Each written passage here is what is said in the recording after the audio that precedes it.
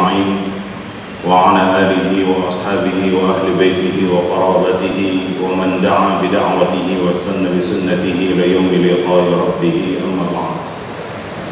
Sahadatuna al-a'izzah, jamaah zuhur yang dimuliakan Allah Subhanahu wa taala, kita bersyukur kepada Allah siang hari ini masih diberikan kesempatan untuk hidup dan menikmati berbagai macam fasilitas kehidupan.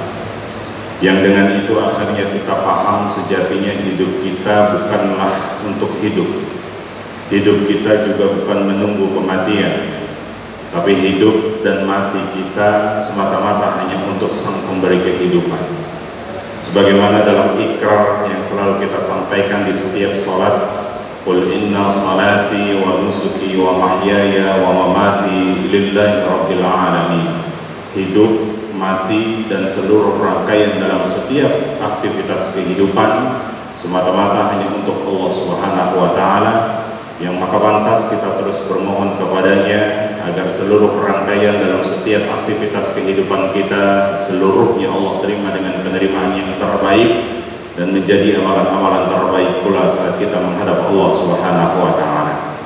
Salawat teriring salam senantiasa tercurah limpah dari baginda Nabi besar Muhammad sallallahu alaihi wasallam beserta keluarganya, para sahabat-sahabatnya, para tabi'in wa tabi'in tabi'in. Berikut juga orang-orang yang senantiasa istiqamah melanjutkan estafet dakwahnya, orang-orang yang istiqamah menjalankan segala sunnah-sunnahnya. Kita pun terus bermohon kepada Allah setiap salawat yang senantiasa terucap melalui lisan ini akan menjadi bukti syafaat bagi kita kelak di yaumil qiyamah. Jamaah kuliah zuhur yang dimuliakan Allah Subhanahu wa taala, suatu saat Rasulullah sallallahu alaihi wasallam meminta kepada para sahabat-sahabatnya untuk hadir di depan mimbar. Uhdurul mimbar.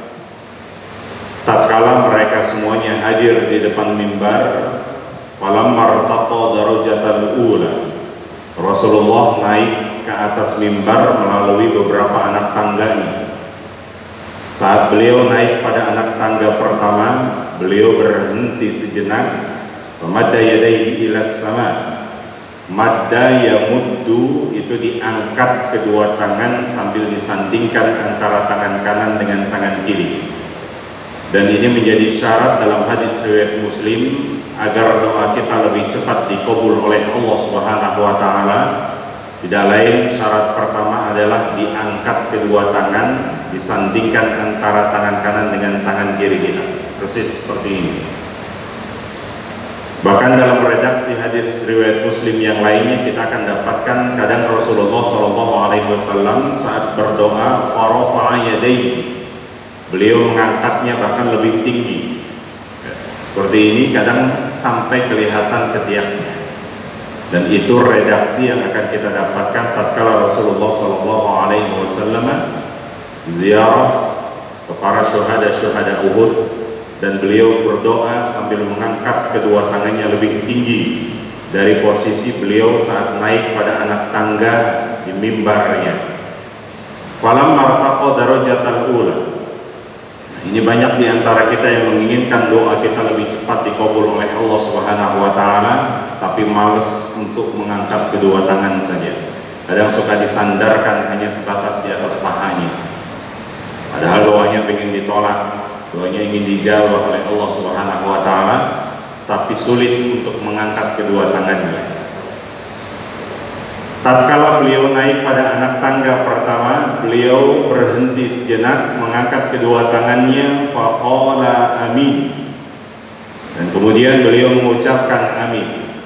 Falamma irtaqa darajatat tsaniyah, naik anak tangga berikutnya, beliau berhenti sejenak dan kemudian mengucapkan amin. Falamma irtaqa darajatat tsalitsah, naik pada anak tangga berikutnya yang ketiga, beliau berhenti sejenak kemudian mengucapkan amin. Sahabat begitu kritisnya kemudian bertanya kepada Rasulullah SAW.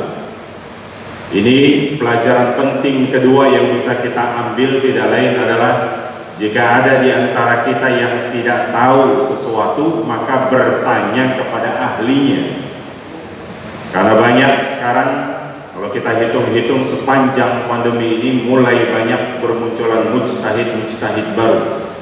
Tidak mau merujuk kepada para ulama, salafus saleh yang senantiasa dihadirkan sebagai jawaban dari setiap pokok permasalahan kita.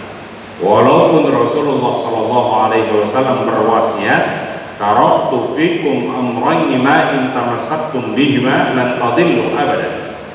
Kalau saya boleh mengutip bahasanya Ustaz Faid, aku tinggal laki lorok pusaka yang kowe kabeh nyekel kukuh